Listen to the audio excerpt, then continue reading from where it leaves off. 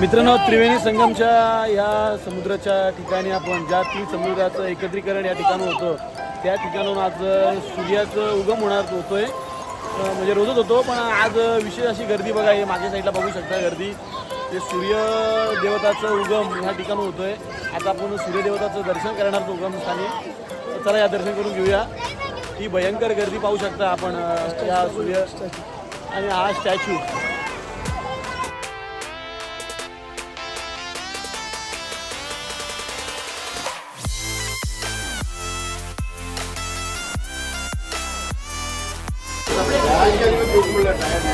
मित्रांनो, ज्या स्टॅच्यूमध्ये ज्या मंदिरामध्ये आपल्याला दर्शन जायचं आहे या त्या दर्शनासाठी लाईन आहे. एक VIP लाईन आहे 300 रुपयाची आणि रेग्युलर लाईन आहे 100 रुपयाची. आम्ही 300 रुपये VIP तिकीट काढून चालत होता या दर्शन करायला या मंदिरामध्ये.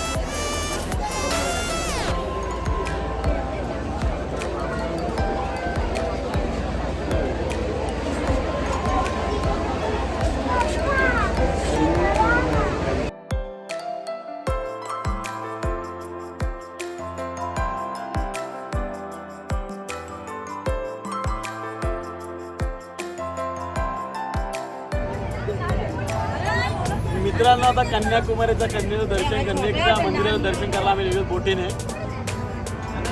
या जहाजमधून आम्ही सर्व प्रायव्हेट तिकीट काढून निघालो आणि आम्हाला जॅकेट नाही भेटलं. तर नाराज झालेत पाटील मॅडम. अगं पोहशील ना तू, सर्वांना जॅकेट भेटतं तर आम्हाला जॅकेट नाही भेटलं. तर तरी पण त्यांनी जबाबदारी गेले सेटमध्ये नेण्याची.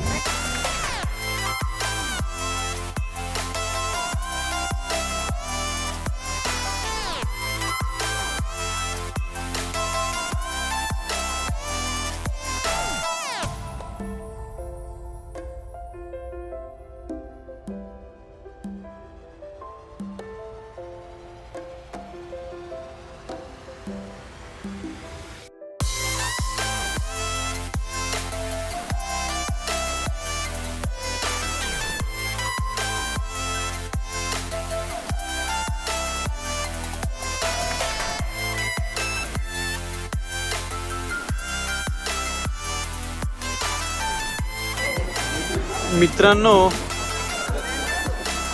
या कन्याकुमारीच्या सिटीमधून आपण बोटीने प्रवास केल्यानंतर आता आपण पोहोचलो होतो या कन्याकुमारीच्या मंदिराजवळ. हा तुम्ही पाहू शकता मंदिर आणि हा पाहू शकतो तुम्ही स्टॅच्यू. आता यांचं दर्शन करण्यासाठी आपल्याला 30 रुपयाची कुपन घ्यावं लागले. ते इथं 30 रुपयाची कुपन घेऊन पूर्ण ह्या विभागाचं दर्शन करायचं. पोचले काय सगळे? पोचले व्यवस्थित? चला तर आपण एक्सप्लेन करूया हा भाग या कन्याचं मंदिर आणि या स्टॅच्यूचं.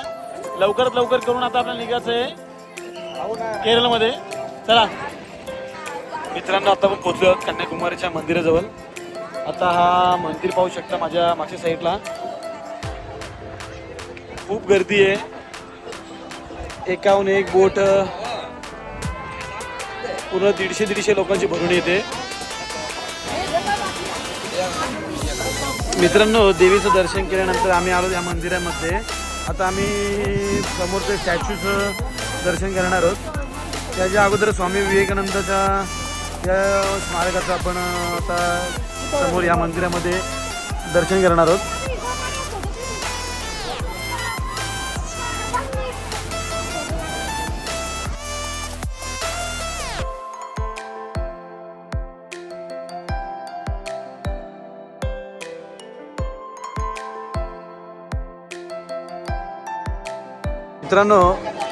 मित्रांनो हे आहे स्वामी विवेकानंदांचं मंदिर आणि त्यांच्या साईडला हे स्वामी विवेकानंदांचं बुक स्टॉल. म्हणजे त्यांच्या या सर्व इतिहासावर आधारित तिथे आपल्याला पुस्तकं बुकसुद्धा भेटतील.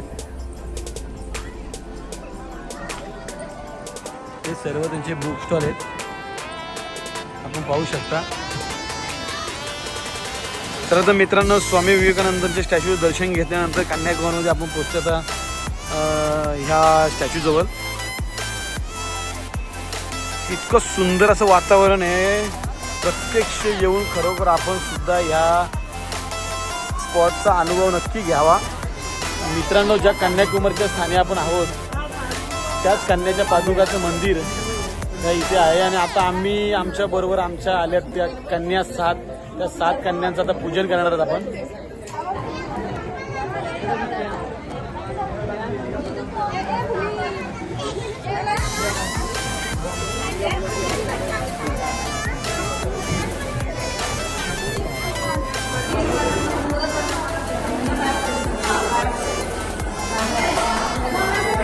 कन्याकुमारीमध्ये ह्या सर्व कन्यांचं पूजन होतोय.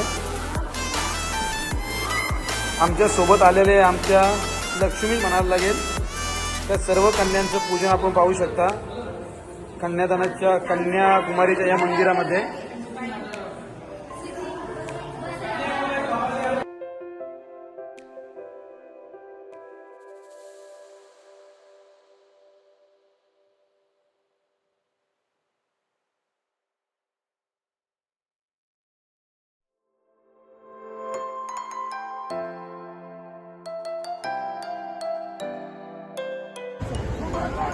चला तर मित्रांनो, आता आपण कन्याकुमारीचं पूजन करून निघतोय आपण स्टॅच्यू जवळ. स्टॅच्यू जाण्याचा मार्ग आहे, मागच्या साईडला ब्रिजद्वारे जायला लागतोय.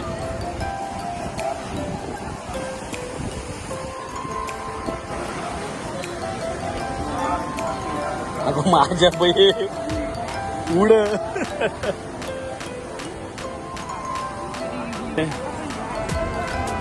मित्रांनो, आता आम्ही पोहोचलो त्या स्टॅच्यू जवळ आणि स्टॅच्यू जवळ आम्हाला भेटली श्रीलंकेची लोक आणि यांच्याबरोबर काढतात हे सगळे फोटो. काही काढतात व्हिडिओ तर काही काढतात फोटो.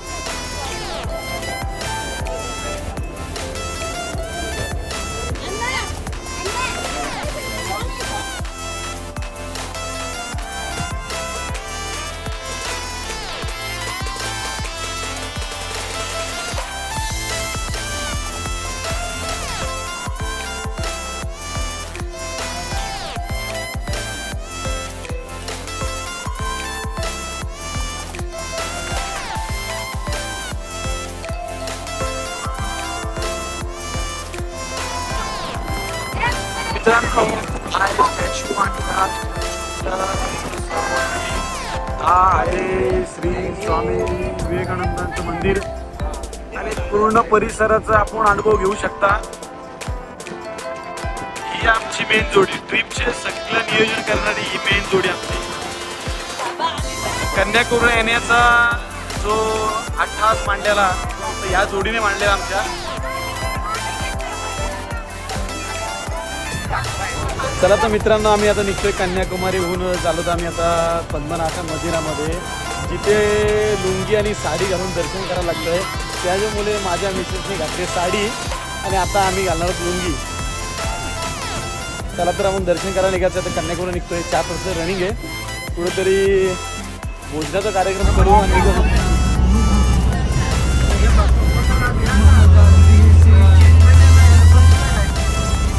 मित्रांनो, काही तासाच्या प्रवासानंतर आम्ही पोहोचतो पद्मनाभ मंदिराजवळ, जिथं विष्णूचं स्थान आहे. आपण पाहू शकता मागच्या साईडला. तर आपण दर्शन करून घेऊया. तिथे सगळी पूजाही तयारी केलेली आहे. आपण येताना ही पूजाही पाहू शकतो.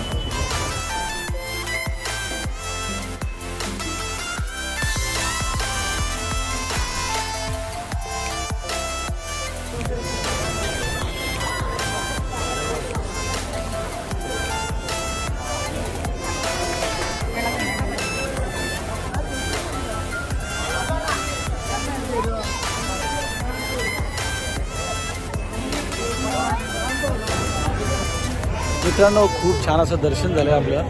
विष्णूचं मोबाईल आतमध्ये अलाउड नसल्यामुळे मोबाईल काय कुठं कपडे राहिये, लुंगी आणि उपकरणं हे तर आपण घालून आतमध्ये जाऊ शकतो. त्याच्या व्यतिरिक्त आतमध्ये काहीच नाही. लेडीजने फक्त साड्यात घालून जाऊ शकता. त्यामुळे आपलं सुंदर असं दर्शन करून आता आपण निघतोय पुढच्या प्रवासाकडे. तोपर्यंत बाय बाय. श्री वेंकटेश